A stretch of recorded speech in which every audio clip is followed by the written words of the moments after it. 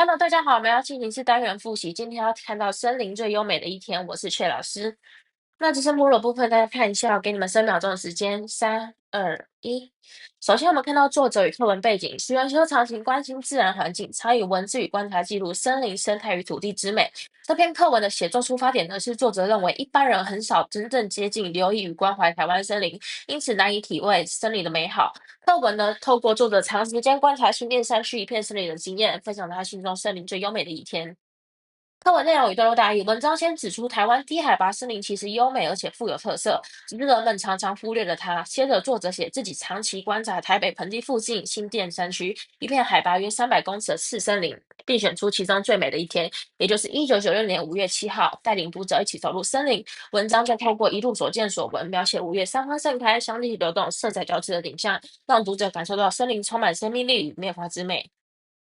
主旨与核心思想，本文主旨是透过细腻的森林观察，呈现台湾森林的丰美与动人，并提醒读者重新认识、欣赏与关怀自然环境。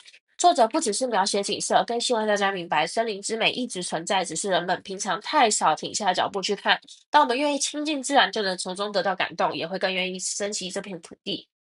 写作手法与修辞，本文最大的特色就是运用大量的感官描写，它使用了嗅觉、听觉等等，还有视觉，把森林中的花香、光影与声息写得非常生动。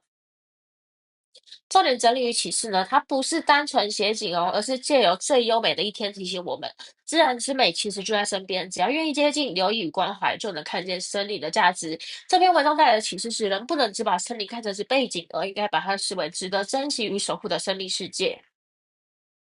那第一题，哪一这个写作手法错误呢？